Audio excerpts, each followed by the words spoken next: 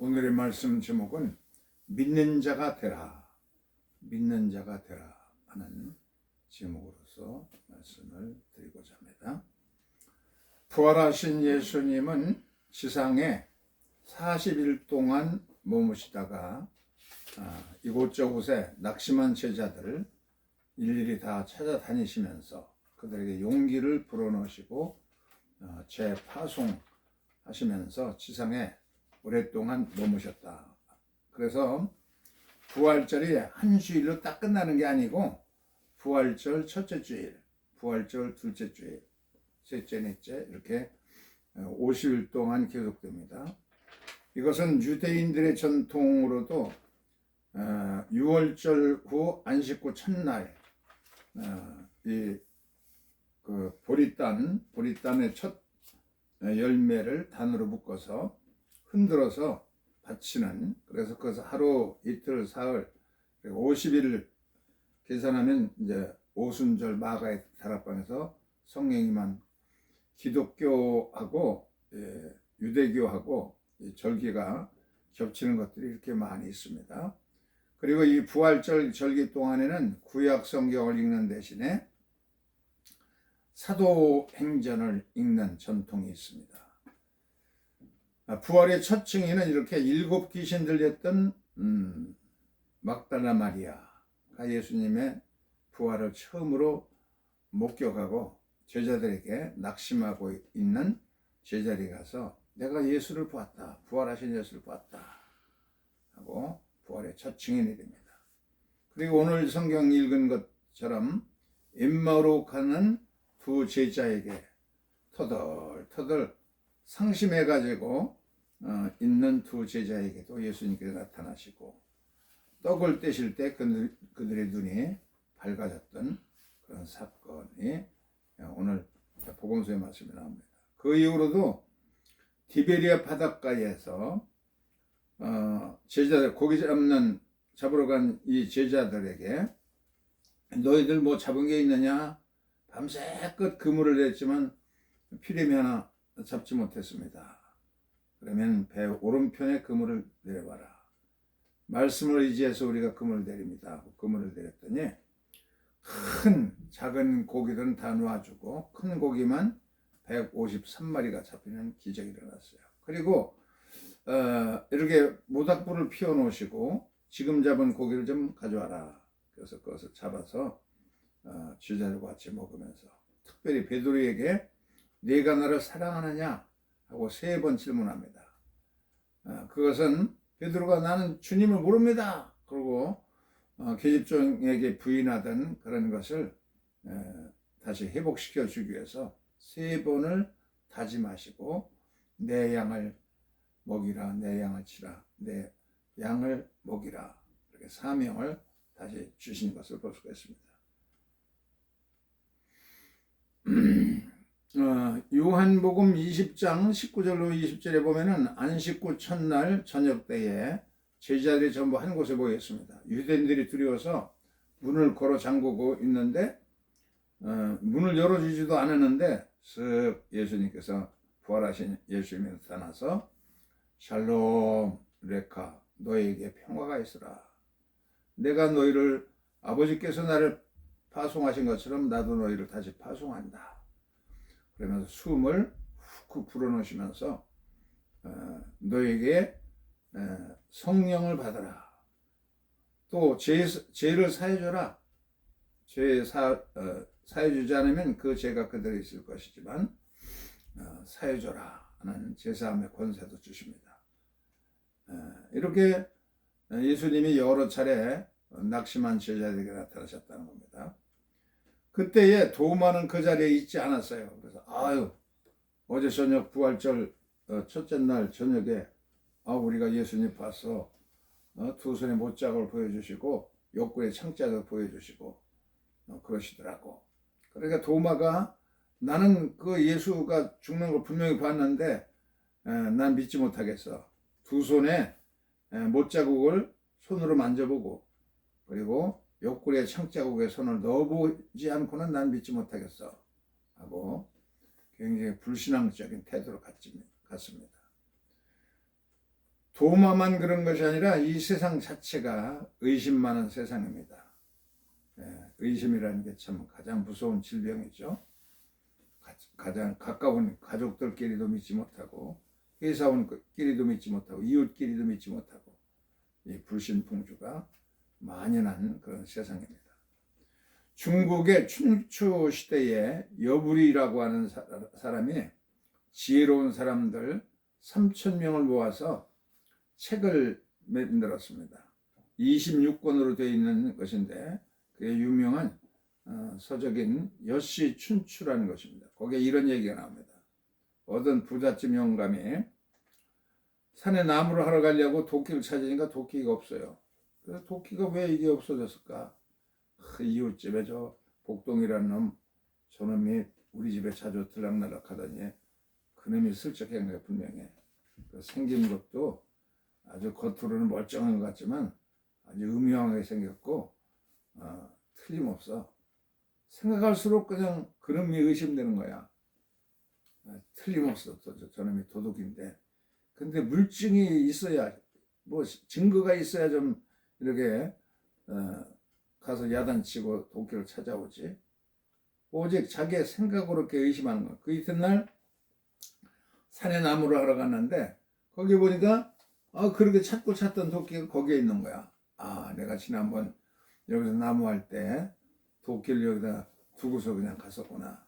내가 공연히 이웃집에 복동이가 그 새도둑놈 같은 도둑 눈알 둥글리면서 도둑으로 의심했는데 참 내가 잘못했구나 하고 집에 들어와서 생각하니까 그 복동이를 보니까 아주 좀 듬직하고 믿음직스럽고 아주 참 훌륭한 인물이 될 것 같고, 이제 크면은 참 사윗감으로 또 부족함이 없다고 믿어지는 겁니다.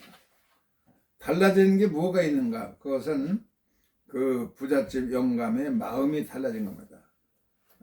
그렇게 찾고 찾던 도끼를 찾았기 때문에 그 이웃집 아이를 의심할 필요가 없게 된 거죠. 의심하던 마음이 믿는 마음으로 변화된 겁니다.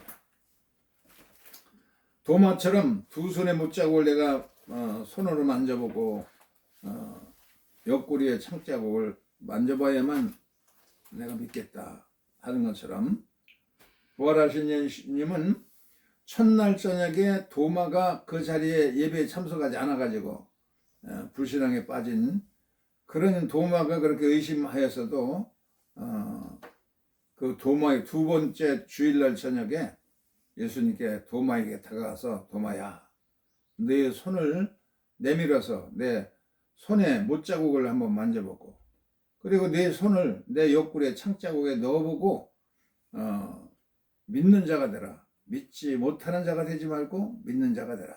그렇게 말했습니다. 불신의 이유, 아까 얘기한 것처럼 예배 시간에 참석을 안 했어요. 도마만.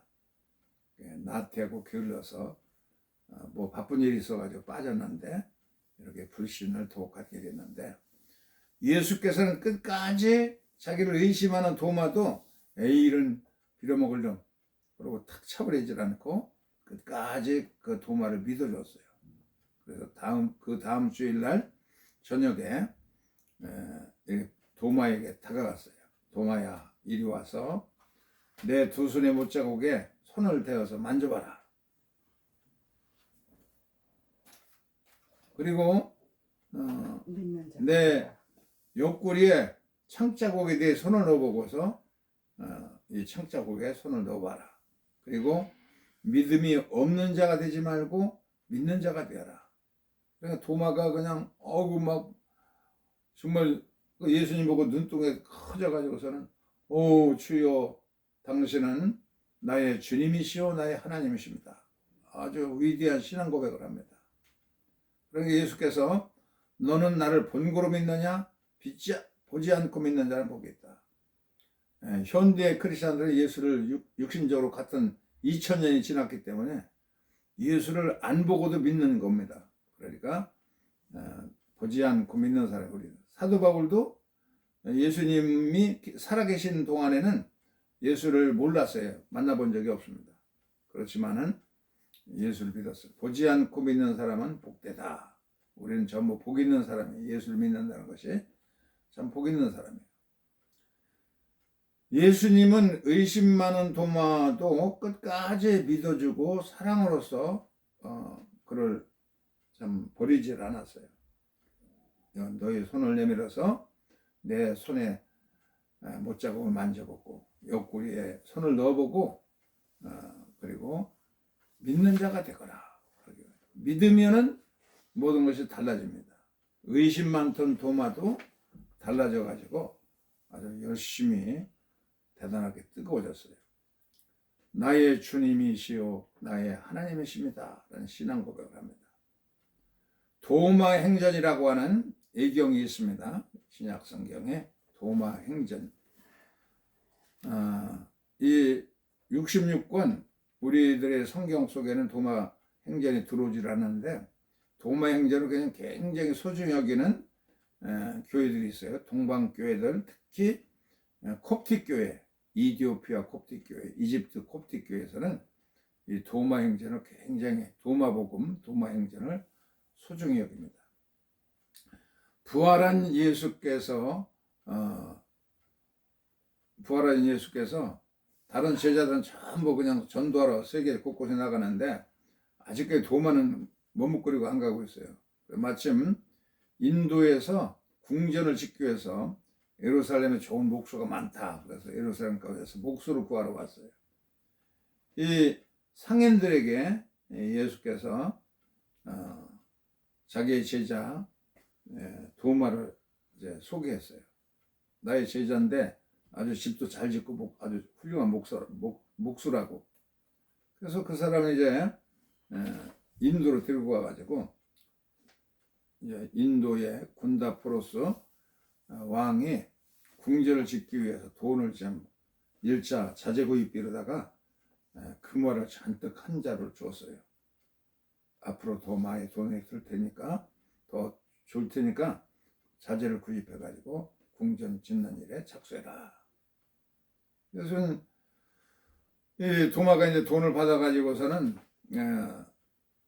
이 궁전을 짓는 데 쓰지 않고 그냥 인도에 가보니까 맨 그냥 굶는 사람들이 그렇게 많아요. 집 없고 지금도 인도에 가면 이 달리트라고 하는 하층 계층들이 있는데 막 거리에서 태어나서 거리에서 차고 먹고 거리에서 죽어서 그 장례도 치르지 못하는 그런 사람들이 굉장히 많이 있어요. 너무 불쌍해가지고 이 사람들을 두고서 성전을 지을 수가 없다. 그래서 왕으로부터 받은 금화를 가지고 이 사람들이 빵도 주고 밥도 해주고 잠자리도 해결해주고 거지들을 위해서 돈을 다 써버렸어요. 왕이 보니까 도대체 그냥 어디 뭐 기초공사도 안 하고 뭐 기둥도 세우지도 석가래도 않은 걸 치고 그런 거예요. 그래서 야단을 쳤어요. 너 왜 내가 돈을 그렇게 많이 줬는데 공사를 시작하지 않느냐. 야단을 맞았는데 왕의 동생이 하루는 꿈을 꿨어요. 꿈을 꿔가지고 자기 형 왕한테 얘기하는 거예요. 내가 꿈에 보니까 천국을 갔는데 천국에 이곳저곳 둘러보는데 가장 화려한 궁전이 있더라고요. 그래서 저 건물은 뭐 하는 건물이냐. 그렇게 화려하고 아름답다고 그러니까 저것은 예수님의 제자 도마가 곤다프로스 왕을 위해서 짓고 있는 궁전이랍니다.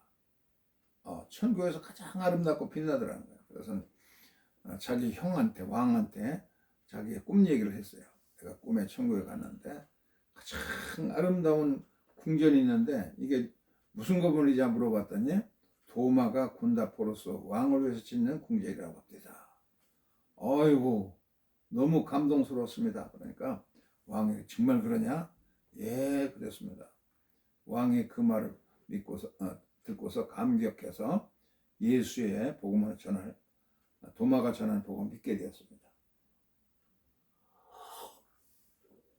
도마는 인도에 가서 곤다포로스 왕국에 가서 이제 복음을 전도하게 됐는데, 이 도마가 간 곳이 무지리스라고 하는 곳에 이제 교회를 설립했어요.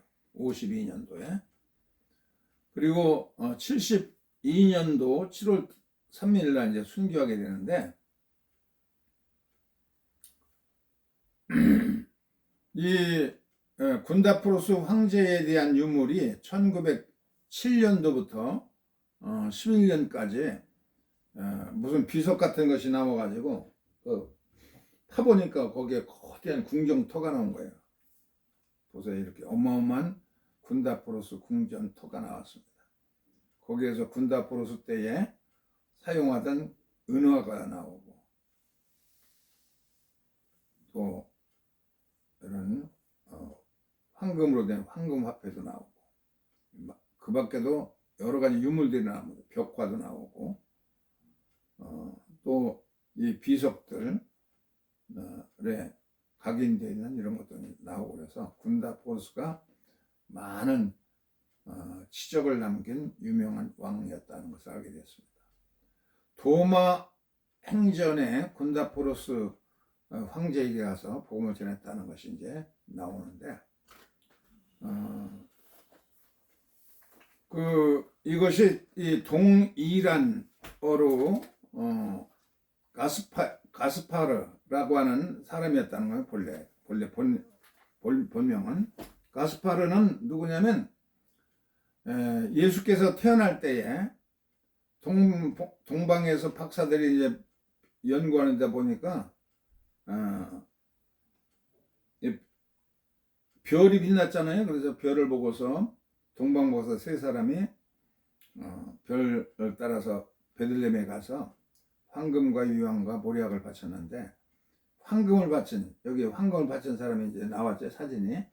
이 사람이 가스펠인데, 이 가스펠이 황제가 되어가지고 곤두파레스 왕이라고 하는 왕명을 이제 이 왕이 되면 사람들이 이제 이름을 바꾸잖아요. 곤데프로스가 이제 본래는 예수님 예수로 탄생되었을 때 황금을 바쳤던 가스팔이라는 겁니다. 그러다가 도마는 이렇게 순교하죠. 기도하던 중에 뒤에서 괴한이 와서 창으로 찔러서 그는 이제 순교하게 됩니다. 도마의 순교지는 인도의 남동해안 첸나이라고 하는 곳이 있습니다. 첸나이에 가면은 이런 기념교회가 세워졌어요. 1551년도에 건축된 거네요. 나중에 바로 그때 교회가 세워진 것이 아니라 세월이 많이 지나고 기념교회가 세워지고, 거기서 이제 인도 사람들이 엎드려서 기도하고 있는 현재까지도 그 교회가 남아 있습니다. 부활하신 예수께서 의심 많은 도마를 찾아가시고, 그냥 배신자 같은 놈 하고서는 발로 차버리질 않고, 주님은 처음부터 끝까지 사랑으로서 믿어주고, 부족하지만 그래도 믿어주고, 예수는 기적을 향할 때, 병자를 고쳐줄 때, 오병이를 향할 때도 많은 사람들을 불쌍히 여겨서, 문둥병자가 자기 와서 나를 불쌍히 여겨주세요 하니까 그를 끌어안고 불쌍히 여겨. 예수님의 눈은 이렇게 불쌍히 여기는 어진 눈을 가지고 있었고, 신뢰의 눈을 가지고 있었습니다. 부활을 확신한 제자들은 어떻게 됐는가? 사도행전 아까 읽은 말씀 보면은 베드로가, 사도들이 대답했어요. 너희들 이 예수의 이름을 전하지도 말고 예수 이름 무엇을 행하지도 말라고 엄명했는데 어찌자고 예수의 이름 전하느냐? 하나님 앞에서 너희들 말을 듣는 것이 옳으냐? 하나님 말씀 듣는 것이 옳으냐? 우리는 너희들이 십자가에 매달려 죽은 예수를 하나님의 살리신 그 부활의 증인이 되었다. 그러니 이것을 이 일에 우리가 증인이기 때문에 전하지 않을 수가 없다. 증인이란 말은 헬라어로 마르티로스라는 단어는 영어의 말처, 이제 순교자라는 뜻이죠. 전한다는 뜻도 있지만은 순교한다는 뜻도 있습니다. 그래서 전부 예수님 12제자가 전부 순교를 하죠. 순교, 목숨 바쳐서 죽기까지 나가서 세계만 방에 가서 복음을 전했습니다. 박미영이라고 하는 주부가 이제 전화가 와서 받아보니까 여기는 강남경찰서 김도연 형사입니다. 박미영 씨의 남편이 지금 유치장에 갇혔습니다. 대원건설에 다니시는데 그 대원건설에 강민석 이사를 살해한 혐의를 갖고 있습니다. 증거로는 CCTV에 찍혀 있고 또 살인한 그 칼의 지문이 찍혀 있습니다. 그럼 얼른 와보세요. 그래서 정말 경찰로 가보니 유치장에 남편이 갇혀서 떨고 있어요. 그래서 이게 어찌된 일이냐 그러니까 나는 지금 누명을 쓰고 있다. 너무 억울하다. 정말 남편이 그냥 정말 바퀴벌레만 봐도 무서워서 도망가는데 사람을 그냥 단도로 찔러 죽일 그런 사람이 되지 못하는 걸 전부 알고 있어요. 이 박미영 그 아내도. 그래서 펄쩍펄쩍 뛰고 그런 걸 보니까 절대로 그럴 리가 없는데 어떻게 하면 이것을 좀 남편의 무죄를 입증할까 그냥 큰 걱정 아니에요? 그런데 재판이 열렸어요. 첫 번째 재판에 소준호 검사가 딱 나오는데 보니까 이 박미연 씨가 딱 보니까 깃볼에 왼쪽 깃볼에 점 3개가 있는 게 보입니다. 점이 이렇게 보세요. 도드라진 점이 이렇게 빛나고 있죠. 3개의 점. 아기로 태어날 때부터 이게 있어가지고 복동에 태어났다. 복점이라고 그렇게 말했는데 검사가 5살 때 잊어먹었던 그런 자기의 아들인 것을 알게 되었습니다. 틀림없는 사실이에요. 이 부인은 그렇게 생각합니다. 그래서 소준호 검사를 그냥 백방으로 노력해서 몇 차례 만났어요. 만나가지고 자기의 그 왼쪽 깃볼에 있는 3개의 점이 있는데 내가 얘기를 해서 보니까 그 아주 빛나는 점이 3개가 있었다.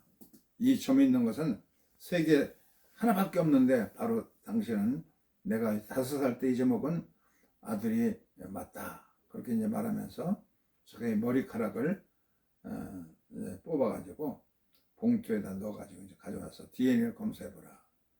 그래서 이 검사도 그냥 정말 자기의 깃볼에 그게 점이 그렇게 있는데 신기하다 생각하고선 자기 머리털도 뽑아가지고 DNA를 조사해보니까 99.999%로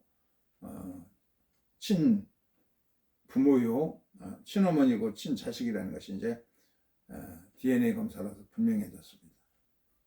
그런데 이게 어떻게 자기가 지금 살인 누명죄로다가 고발해 넣어가지고 유치장에 집어넣는데 이거 어떻게 자기 아버지를 지금 구속시킨 거 아니에요? 그래가지고서는 자기도 이제 어쩔 수가 굉장히 참 어이가 없는 겁니다. 아내는 다락방에 들어가가지고 그 민우의 어렸을 때에 늘 쓰고 다니는 빨간 모자를 찾아내고 앨범에서 가족 사진과 아기의 100일 사진, 돌 사진, 아기였을 때도 그냥 귀에 점이 3개 있는 그런 것을 찾아가지고선 이제 그 검사를 만나가지고 쭉 얘기하는 겁니다. 1976년 7월 16일 휴가를 맞이해서 강원도의 인제 계곡에 가서 펜션에서 휴가를 보내고 있는데 갑작스레 폭우가 쏟아지는 때에 그 6살 된 아들이 빨간 모자를 쓰고 이제 물가에 나가서 놀다가 막 그냥 물이 갑자기 막 불어나고 그러니까 물에 이제 떠내려가게 됐어요. 그래서 그냥 엄마 아빠가 놀래가지고서는 막 흙탕물을 뛰어 들어가도 자기들도 그냥 막 견딜 수가 없는 거야. 그래서 계곡을 따라서 이렇게 쭉 오다 보니까 자기 아들이 쓰고 다니는 빨간 모자만 거기에 바위 틈에 있는 것을 이제 봤습니다. 더 이상 어떻게 찾아볼 수가 없어요. 집에 와서 아무리 찾고 찾아도 찾을 수가 없어요. 이 서준호 검사는 어이없는 일인데 자기 깃불에 있는 그 세 개의 점 그리고 DNA를 조사해 보니까 99.99%가 이제 친 어머니로 이제 확인이 된 겁니다. 그래서 그냥 막 아들로서 아버지를 구속해 놓은 형편이 되었으니까 막 마음이 길어가지고 막 열심히 이 회사 현장도 여러 번 방문하고 그러면서 제2차 공판이 열려가지고 제2차 심리 때 서준호 검사가 추가 그 자료들을 이제 모아가지고 USB로다가 여기다가 자료를 이제 제출합니다. 그러면서 첫 번째 추가 증거는 다른 CCTV 회사에 여러 가지 이렇게 CCTV가 있는데 각도가 다른 데에서 촬영된 CCTV를 분석해 보니까 거기에 이준호 씨가 이민호 씨가 이제 나온 다음에 또 다른 박종호라고 하는 회계 담당이 직원이 들어갔다 나오는 것이 이제 CCTV가 잡혔어요. 그리고 칼에 지문이 있는데 저기 이준호의 지문은 가볍게 중간에 지문이 하나가 나오고 그리고 다시 정밀 검사를 의뢰해서 보니까 다른 사람의 지문이 칼자루 자루 끝과 이 칼날에도 이제 찍혀 있는 그런 것을 증거로서 확보하게 됩니다. 그런데 회계 담당 박종호는 이 회계의 자금을 자세히 추적해 보니까 30억 원을 그 해외 계좌에 옮겨놨어요. 30억을 횡령한 겁니다. 그리고 자기도 그냥 외국으로 해외로 도피하러 여러 번 여권도 새로 발급받고 막 그런 흔적들이 이제 드러났어요. 그런 증거를 전부 이제 모아놓고 또 이메일, 외국 회사하고 주고받은 이메일도 확보하고 그래서 이 회사 돈 30억을 횡령하고 외국으로 도피하려고 해서 그것을 출국 금지를 시켜놓고 강민석이 그 사실을 회사 돈이 갑자기 없어진 걸 보면서 회계 담당 박종호 사원을 그냥 추궁하던 중에 막 다툼이 생기고 우발적으로 이제 칼을 휘둘러서 살해했다는 그런 증거를 이제 확실한 증거를 찾게 되는 거예요. 재판정에 그냥 판사들이 깜짝 놀랐어요. 이게 더 분명한 진범에 가까운 건데 왜 그것을 알지 못했느냐 그러면서 그때 갑자기 뒤에 재판장에 문이 열리면서 경찰관들이 쏟아져 들어오면서 출국하려는 박종호를 현장에서 체포해가지고 와가지고 이 사실 살인 전체에 대한 이실직고한 것을 다 이제 자백받았다는 겁니다. 경찰들이 이렇게 들었죠. 그래서 이 판사들은 깜짝 놀라가지고 지금까지 애매하게 구속되어 있던 이준호는 풀어주고 이제는 집에 들어가도 좋다 하고 경찰이 수사를 계속하고 있으니까 새로운 진범으로 떠오른 이 박정호를 이제 계속 수사를 더하도록 해서 재판이 이제 무죄가 이제 석방되어서 이 남편이 집으로 들어오게 됩니다. 무엇이 달라졌는가?